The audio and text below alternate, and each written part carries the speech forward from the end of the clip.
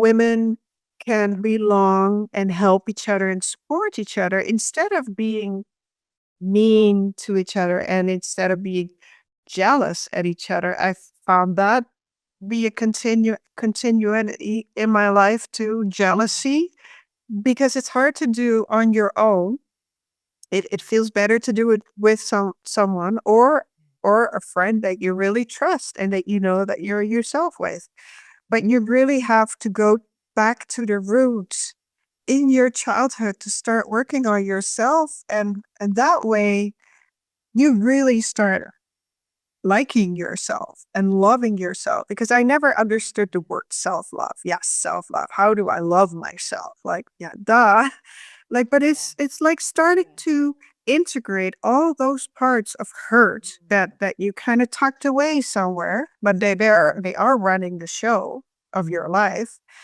You start to integrate those parts in you, and you start to accept them and see them and respect them, and also respect that weak little girl. And that's how you build yourself, and that's Right. how you get out of it, and that's how you empower yourself. And yeah, be okay with that you are going to lose some people, but I can tell you and everyone who's listening, my whole life changed, and Yeah. in a good way. Like I'm living the life of my dreams.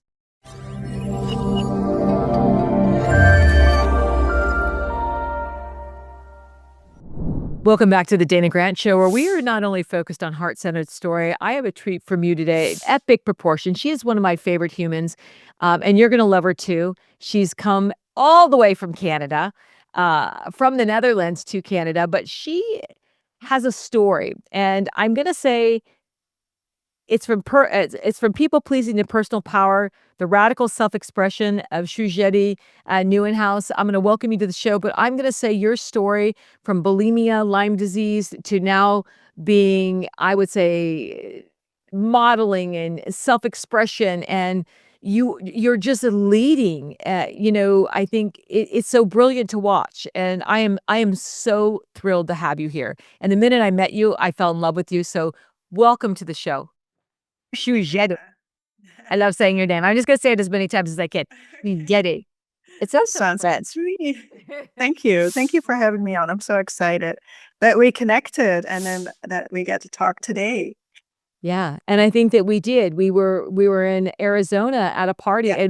and we did connect, and there was I remember that moment, and that something that we discussed that just fused, and it was like, boom, we were Yeah. then on the radar. And watching you, I would say for the people that are listening, and then, of course, they can see us on YouTube too, but watching you out there on social media, on the gram, I've watched this self-expression and this growth. I can see you literally shedding layers of your skin and teaching other women to do the same. And, as I looked down and was looking at my notes, and we were talking in the beginning, your story began with some pretty heavy labels, and it was your labels, dirty farm girl to outspoken.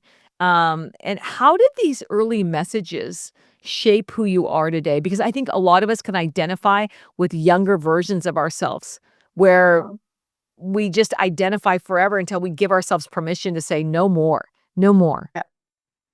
Yeah, I think it's a part of who we are and how we express ourselves in the world at the age we are. And it's so I was totally always not believing in myself.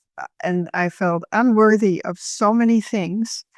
I felt unworthy of a beautiful life because I was taught that as a child. And indeed, yeah, dirty farm girl. And people giving me that expression to me and that feeling to me that has stayed and been with me forever until I said, until I woke up literally in physical illness in my 40s and thinking, is this it? And having Lyme disease, I figured out later I had that for 6 years. And literally until a medical doctor told me in LA, said, that the body and mind are one, right? That the body and the mind, and, Louise Hay wrote the book Heal the Body, where she identifies that the physical symptoms are the emotional symptoms, and Yeah. that is, I mean, it's my truth, and not only was I born on the same birthday as her, when that revelation came to me, and she was my mentor, and I realized that connection, it was life altering, so you recognize that connection, and it changed your life. Mhm. It did. And I think all the decisions we make and how we live our life is, I felt like an awakening or Kundalini awakening, however you want to call it. Yeah.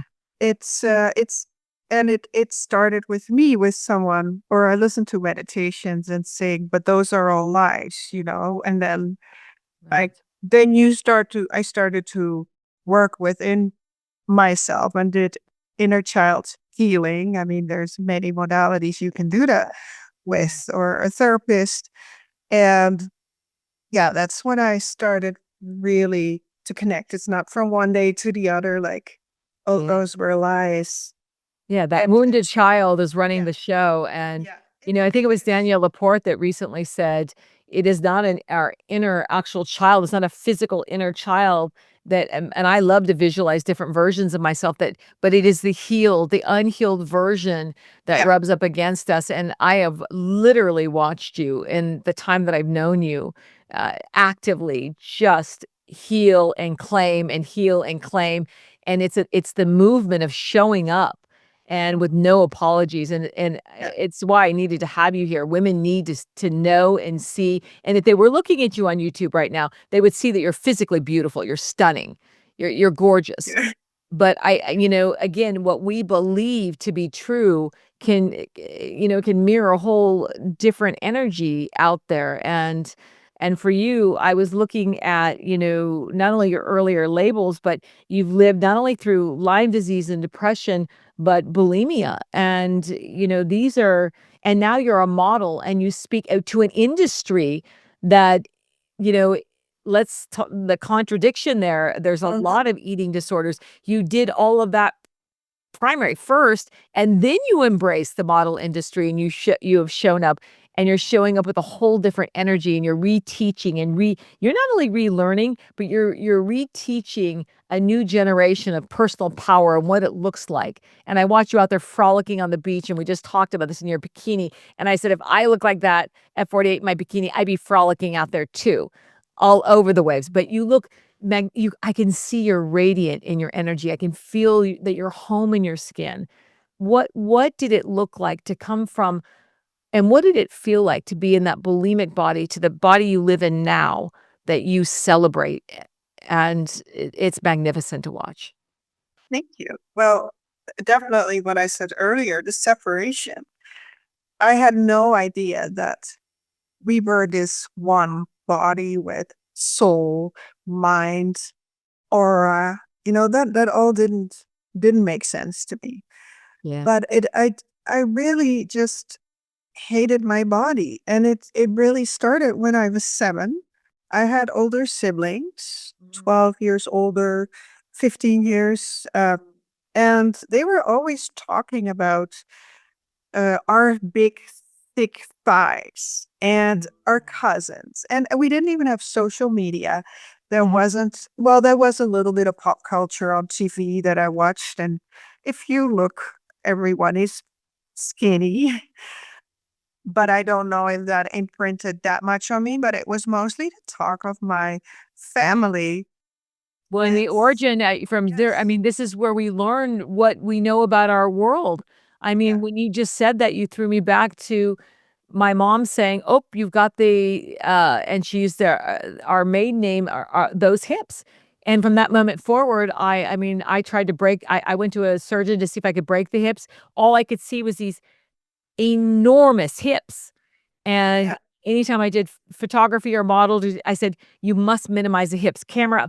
And now I don't see that, but it took me 55 years to re-see them and love them, and not see them as broad, what did she say? Broadside of a barn.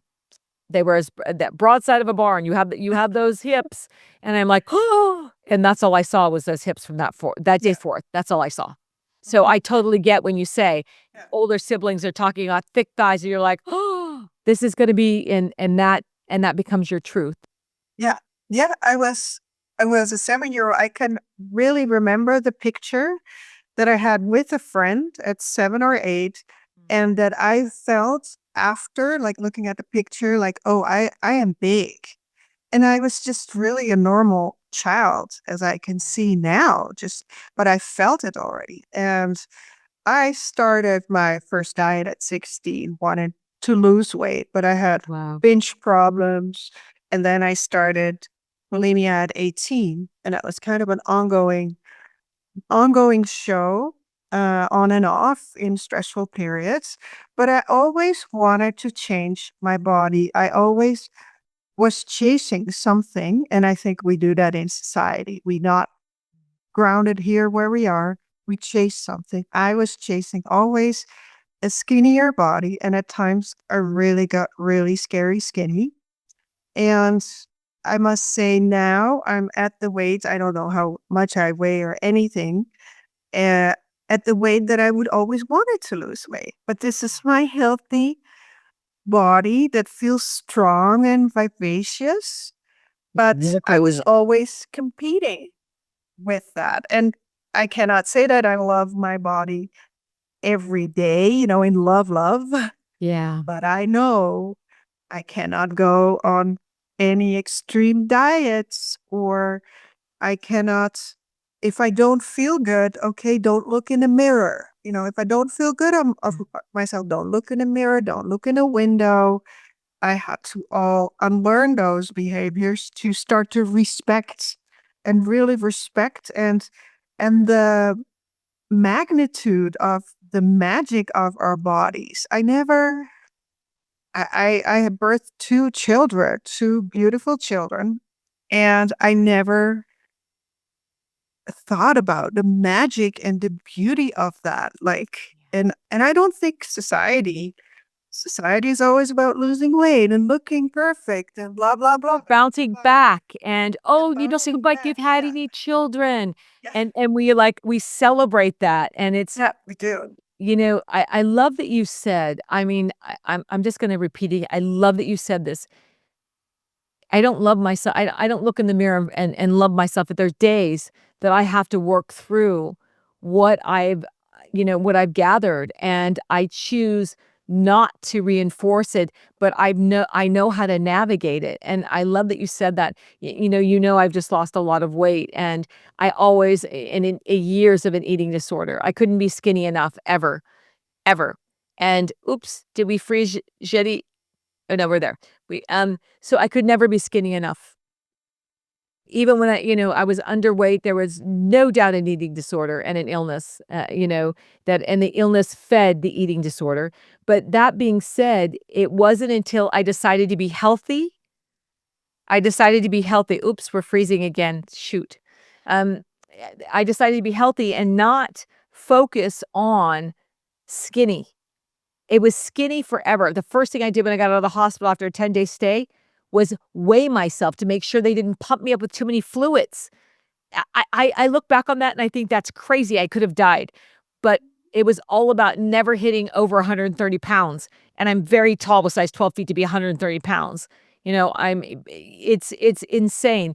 But when I changed my relationship and really the pendulum swung and I gained like 80 pounds and lost that within this last year. And now I'm at this healthy weight.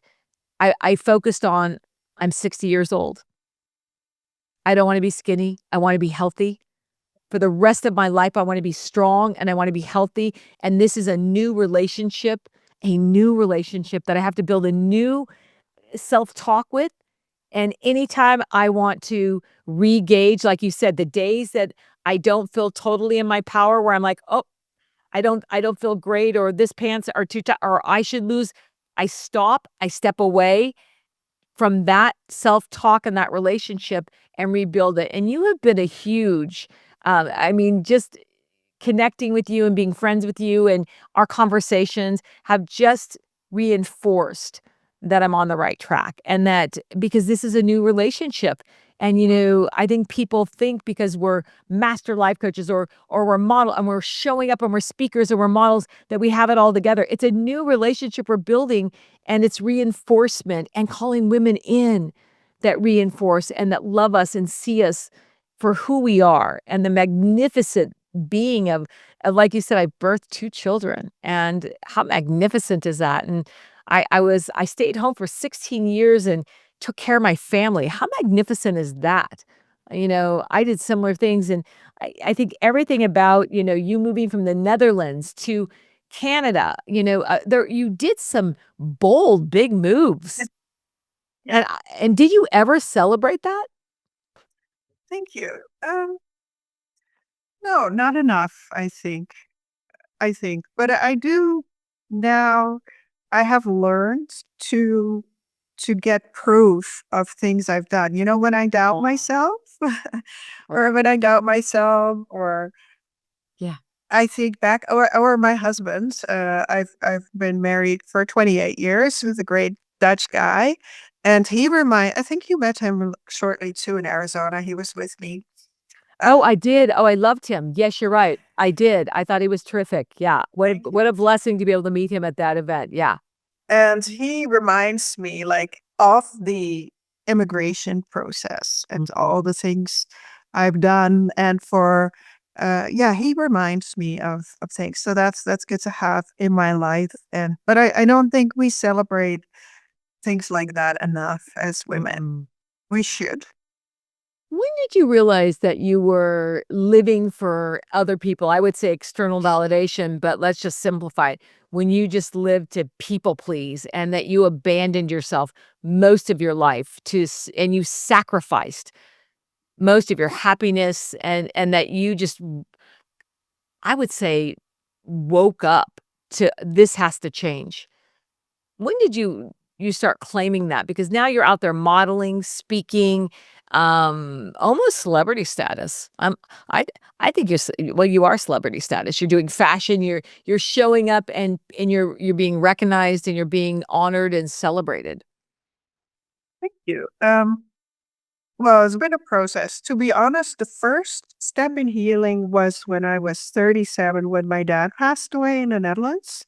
And I Mm. had a dysfunctional relationship with him and with my family. We were a dysfunctional family.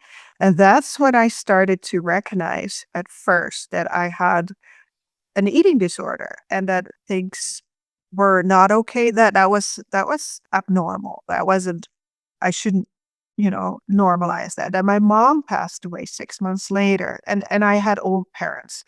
But that was like the start of seeing that. But it still took me then 10 years to in the meantime, I got Lyme disease. My body really started shutting down and telling me, just literally telling me, "Hey, this is not okay." The And I started to do therapy, more serious, which I've had done a little bit about my eating disorder Right. in my 40s. And I actually had a local therapist that taught me about my inner child. And that was a powerful start. Yeah. And then really at 48, when I started doing all these healing modalities, working with coaches, Yeah. then I realized that I was a people pleaser, that all my Mm. people in my life had been a lot of them have been Yeah. narcissistic Yeah, friends. we just call it in because we're Yeah, really, they're servicing and they're gifting them. receiving. Yeah, No yeah, universal law of reciprocity there. It's just all giving. Yeah. Love yeah. it. Yeah. So that took took some years to get. I'm 53 now. That took, healing is a gradual onion peel that an onion that's peeled off, and Yes. I've really experienced it like that. And I have been healing all those years, losing friends. I have also cut off contact with a sister of mine. That was actually in my 30s already. This wounded 30-year-old. she did that. I'm proud of her for doing that because that was the best thing I could do for myself at that time. And now just literally the last couple months, I have really been like, yeah, claim it, girl, like Yeah. own it. And I've not Wow. been able to do that really before. And I had friends also make fun of me of what I'm doing. And obviously those are not friends anymore. No. But now I'm like, just really like, how on earth did I let people, take that power away from me? And I think it just happens too much in life with a lot of people, and that you're not really living from what you really want, your truth. And it's what other people have said to us and controlled us. And yeah, people pleasing. I still have a little bit of people pleasing, of course, in me that I have to call out sometimes. Yeah. Um, and yeah, people don't like it when you No, cheat. they sure don't, do they? No, Yeah. they don't. It's you're no longer of service to them and available, and they're yeah. So Yeah. I love that we flip the switch, and I often tell women that be prepared to lose friends Yeah. and even potentially lose family members that Yeah. never supported or Yeah. in my personal experience, I was, kind of the black sheep, always tore down, always the one. She did it. It was this constant sense of off balance, and I see it so clearly now, and I'm not there to fix it, change it, but I did walk away, and regardless of whatever stories they've created about me, they're not my stories. It's their and I don't even show up and wanna change the stories. It's their story. I honor their truth. I honor whatever they need to believe to be true is I'm cool with. There's not like, I'm gonna tell you it doesn't matter. Of course, I have a book coming out with my own story, and I don't think it'll ruffle too many feathers because you know what? It's not about them. They're a very small part of my journey and my story. Oh, I can't They're a wait big to part of read my it. my healing because I think Yeah. that in releasing that and realizing that that mirror back and like you said, does not reflect who we are.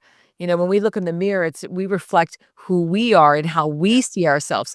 And, Mhm. and when we start identifying that the way other people see us, if we're people pleasing, it's how we're viewing ourselves through other people's eyes, and that's our self worth, and that pendulum swings, and the rug can be pulled out at any given time, where they decide, they're going to judge us or take the and we're just face planting it. The rug gets pulled, and we're like, wait, I need my worthiness back, and we can only find it in them. There's such enormous for the women that are listening, there is such enormous power when we take back our authority, when we Yeah. take back and we own and we start to grow our worthiness and our I mean, there isn't anyone that I would ever give it that power back to again. But I remember the days that I did, and I love that you have said it's a work in progress. I still sometimes show up in people with my daughters, especially women, people close to me, my 3 daughters, I will still show up and want to be I breach some boundaries, and that's pretty much what I'm doing. I'm breaching my boundaries because I'm probably over giving because I want them to be happy. And Mhm. it's a work in progress, Yes. and I have no regrets. I just say, "Ah, I can do better next time." And so I'm always in this process. And I think in your process right now, when I look at that and I look at the questions I wrote down, that your mind shifts of not feeling enough, but still allowing yourself to want more. Expand on that. Not feeling like you are enough, shifting your mindset, but still knowing you were meant for more and you wanted more. What did that feel like to be in that process? It's just deep intuitive truth that we have as women. We have a very strong intuitive system, but it's society doesn't want us really to use it. So it's been Mm. suppressed down. And because if we listen to our intuition all the time and feel those uh, emotions, and it's kind of a threat to some people. So, Or look at the money they make off of our insecurities. Look at well, the exactly. billions of dollars they make Yeah. off of us Yeah. second guessing and needing more or a Yeah. shift or a change. Yeah. Yeah. Yeah. So I deep down I knew, and Yeah. all throughout my life I have made decisions that were based on that intuition, but I couldn't pinpoint where it came from, but were good decisions. But I was just Mhm. very unhappy in my 40s. I think in my 30s was big move, being very busy with little kids, and I loved that. And then in my 40s, I really got stuck, and I just didn't feel happy. I didn't feel I um I had this empty void within me. And but I had everything, like beautiful house, car, the handbags, the shoes, the clothes. I could just drop like so much money and then have that thrill for a little bit, and then it was gone again. And gossiping with friends, and being in like drama, involved in drama, and I didn't know any better, because my childhood was my house was also full of drama and Yeah. that adrenaline I would get from little things, from outside, not from inside. Right. And I just always knew there was more, and it was gifted to me.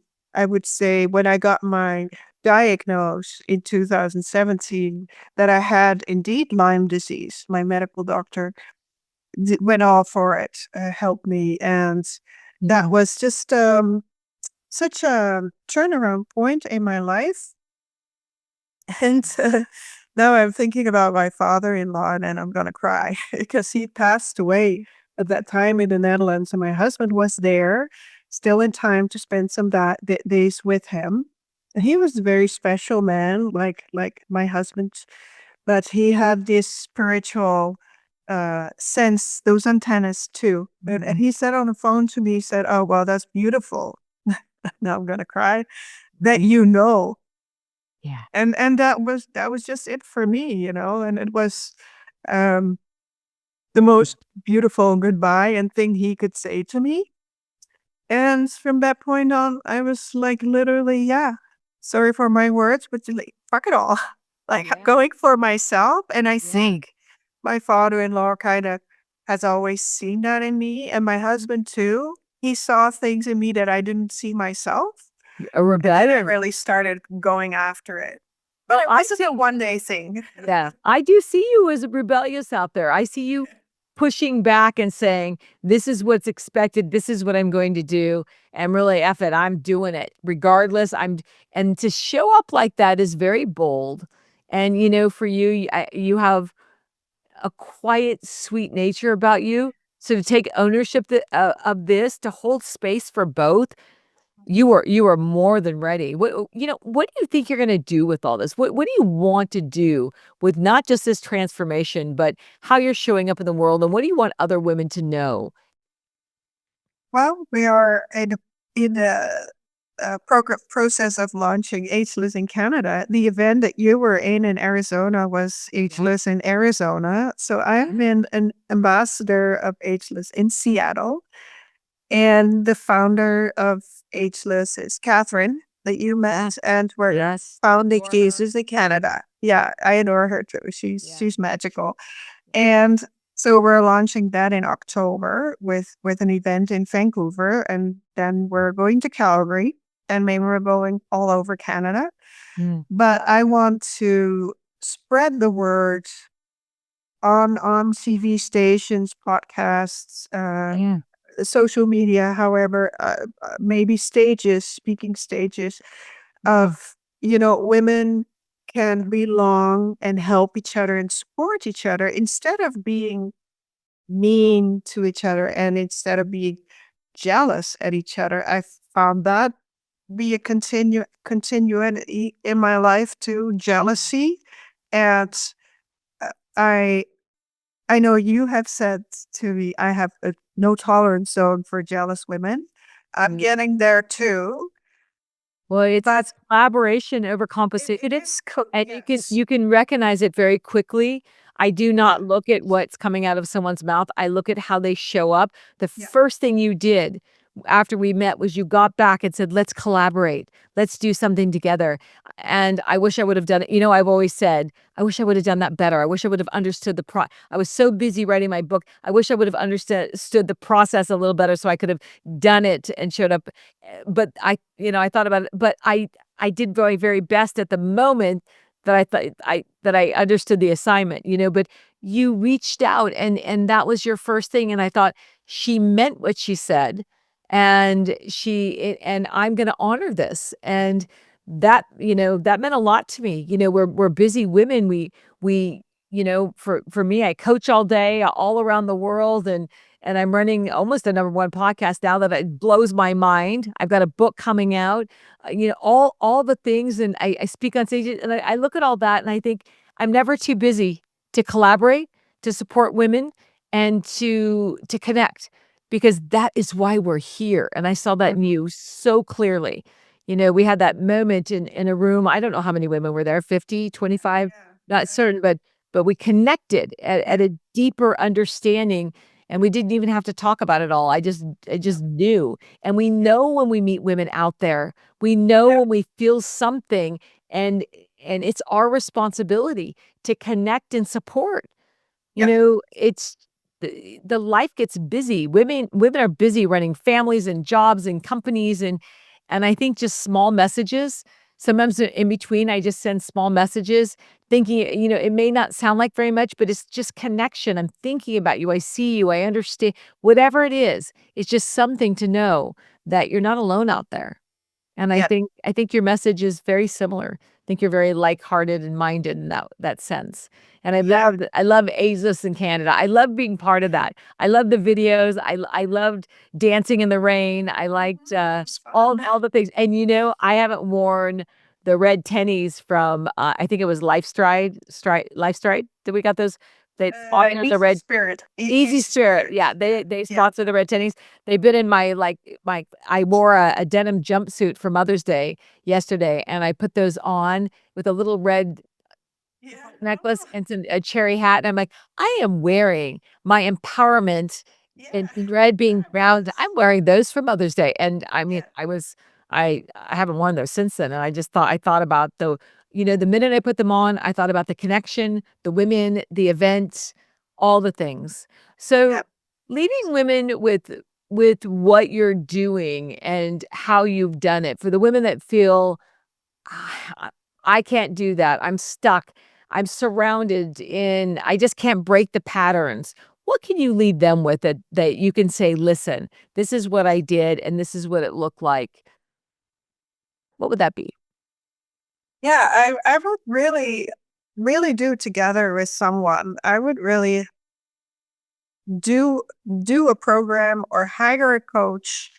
Um, Yeah. I'm not a coach, but you are. I because it's hard to do on your own. It feels better to do it with someone or a friend that you really trust and that you know that you're yourself with. But you really have to go back to the roots in your childhood to start working on yourself, and that way you really start liking yourself and loving yourself, because I never understood the word self-love. Yes, self-love. How do I love myself? Like, yeah, duh. Like, but it's like starting to integrate all those parts of hurt that you kind of tucked away somewhere, but they are running the show of your life. You start to integrate those parts in you, and you start to accept them and see them Right. and respect them, and also respect that weak little girl. And that's how you build yourself, and that's Right. how you get out of it, and that's how you empower yourself. And yeah, be okay with that you are going to lose some people. But I can tell you and everyone who's listening, my whole life changed, and Yeah. in a good way. Like I'm living the life of my dreams. Yesterday, someone I read in a book, someone said it's someone said nobody lives a life of their dreams. And I mean not flaunting around on yachts or whatever, but I just my life feels good most of the time. I have off Yeah. days, of course, Yeah. but I really love the feeling of my life, and that is it is possible, and it is because I took that first step, small steps, like talking with someone and starting the healing process. I think the healing is the Yeah. most important thing. Yeah.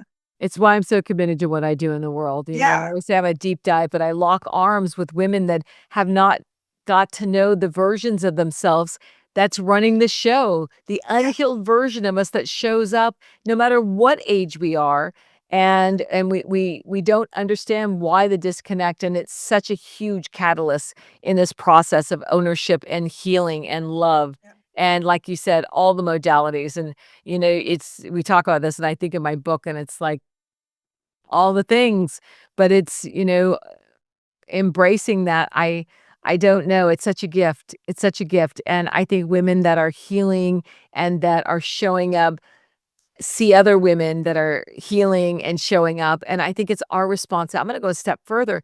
It's our responsibility to shine a light down that tunnel and say, "This way," to the women, you're right, I said I have a no tolerance for it. I won't put myself in rooms, I'll walk away before I listen to other women. I've just years of hearing it, tearing them down, or even me tolerating it, not saying anything. I could have just or chiming in to belong, that those days are just over, but I think shining the light and saying this way and showing them a better way, not Yeah. telling them, I just wanna show them a better way. When I say love and compassion are the answer, I show up with that, with healthy boundaries, but Yeah. and I think it's so important to know that it's a way of life. It isn't just a Yeah. moment where I'm going to be it's integrated into everywhere in my life, which meant radical transformation because it Yeah. wasn't always that way. It was Yeah. chaos and gossip and Mm. coming out of a dysfunction and always wanting to be heard and all the things and rewiring. I look at it as rewiring all of it. And Yeah. I love that you're not only showing up, but you're showing up boldly. I mean, radically. And there's it's as if this soft, gentle person showed up and said, out of my way. I am done tolerating, and I've got work to do in this world, and I'm not gonna stop. So I love what you're doing. How can people find you? How can they connect with you? What's your favorite platform? And if they want My part of something, that you're doing right now, how can they be part of that? Yeah, find me on Instagram, True Yeti, TruJetty. That's Shu And Jetty. I like to say Shu Jetty. I love I that. like how you say it. Shu And Jetty. I have a link in there. You could also sign up for my newsletter. First, I have a 7-part Aging Gracefully with Yeti. I would have changed the title now, but it's all about basically me, how I look at nutrition, my body, makeup, skincare treatments. So if you want to know all that, feel free to sign up for it. I would love it. I would love to if you send me a DM. And on my site, you can also find Ageless in Canada, which is still very small, but we'll launch that in October in Vancouver with the first luncheon for Yeah. women, and we keep it smaller, our first event. And it's just all about connection and seeing each other and Mm. being there for each other because I've seen too much of the other side Yeah. and that doesn't feel good. I love it, calling in the right women, keeping, it's what's small. Yeah, I think it's gonna grow as large I mean, I thought our little get together in Scottsdale was gonna be small, but it was much bigger, and Yeah, yeah. it did and then women out there, hundreds were saying, "I wish I would have known, I wanna be involved." I think women want to be, I think they Yeah, desire to be yeah, part of something bigger than themselves, where women are holding space and I mean, there's no perfection, but holding space and they can connect at a higher vibrational level. I think we all Yeah. want to vibrate at a level that feels better. And I love that you said, I love my life right now. It's vibrating at a level of, it's not, it doesn't mean we don't go in and out of stages, but it's full of love and compassion and power and all the things that, depression, all the lower vibrations, shame, grief, they vibrate very low, but love and enlightenment and connection, all those things vibrate higher. And we have to Mhm. choose them, you know, every day. Yeah. It's never a one. I always say it's never a one and done, people. It is every day. And I watch you choose it every day. I watch you push yourself out of your comfort zone every day. And it's crazy how you're on my radar right now because I'm not out there very much, but when I pop on, boom, there you are, pushing yourself out of your comfort zone again, empowering women, showing them, not just telling them, but you're showing up in bikinis and showing them this is the way it's done. We don't just talk about it, we do it, and I'm leading the way. So keep leading, keep being you Thank from you. farm girl to total radical empowerment. I am totally team Jetty. Sure, Thank Jetty. you. Yeah, yeah, whatever you need. Yes. Mhm. So Yeah. people, if you want to know the links, we're going to attach them. I have a big audience in Canada, so we'll make sure you're aware of this. And so would you say the gram is where you hang out the most? How do Yeah, you connect? yeah, and I would love for my Canadian women to say hi, and of course American Yeah. too, but it's harder to come to the live event. But if you're from Seattle, I know there's some women from Seattle coming to the Vancouver event. I mean, I love women. It doesn't matter where you're from, Yeah. It's just anywhere. a hop. It's just a hop over. And I'm in Up to California. If you just Graham. Yeah, hop yeah, into you it, have to Canada. hop over. Yeah. Yeah. Okay. So last question. What feels like love in your life right now? What feels like love Yeah. in my life? What feels like love in your life right now? Well, definitely my family. I never I never, not say appreciated, but I never saw the magic of and the importance. I don't have many friends, I would say, many female friends anymore, a couple. But my husband is definitely, we're not always together. Sometimes we're in different places, but we call each other 10 times a day. And I would say I have a very, very special connection with my boys too. So, yeah, that's definitely like magic and precious and so much love to me, which Mm. I did not have as a child. And I'm so happy that I flipped that switch and that pattern, that loop, and that I'm able to have it now. I'm so thankful for that. Well, I bet they're really grateful to have you too. I just read an article because I think that for a lot of women, we feel isolated. We're working and we're raising families, and we see this out there with these large group of friends, we feel like, what am I doing wrong? Why don't I have that? But it's been proven that number one, there's an intelligence level, but there's not ditching on women that have a ton of friends, but the average is 1 to 2 really good friends at this age. Yeah, And if we're lucky, if we're blessed enough, and yeah, that along the way, we lose the superficial friends, and not calling people superficial, but the superficial relationships that aren't based on a deeper understanding and meaning. And at this point, we call on women that truly see us and connect. And as far as I'm concerned, what I say is I've got no time to lose. I have yeah. things to do here. You have things to do here, and you're doing them. What a pleasure and a complete joy to have you here today and to share your story. Yes, thank you, Dana. It was like, it was so fun, and our Yeah. energy is always there, right? Our Yeah, our always there. understanding. Yeah, Yeah, yeah. Thank you. I cannot wait to see what you're doing next, and, Yeah, I'm always team Jetty. I'm in your court, whatever you need, and people, find her out there you're gonna love her out there. She's so raw, so real. So I mean, there's very few people that show up so authentically and just share and lead, and you are one of them. I'm blessed to call you a friend. I adore you. yeah, Thank you. yeah. Canada's not that far away at all. Yeah. All right. Thank you everyone for showing up today. I will make sure that Jetty's links are there. Make sure to follow her, connect with her. You won't regret it, and have a really blessed day. Bye for now.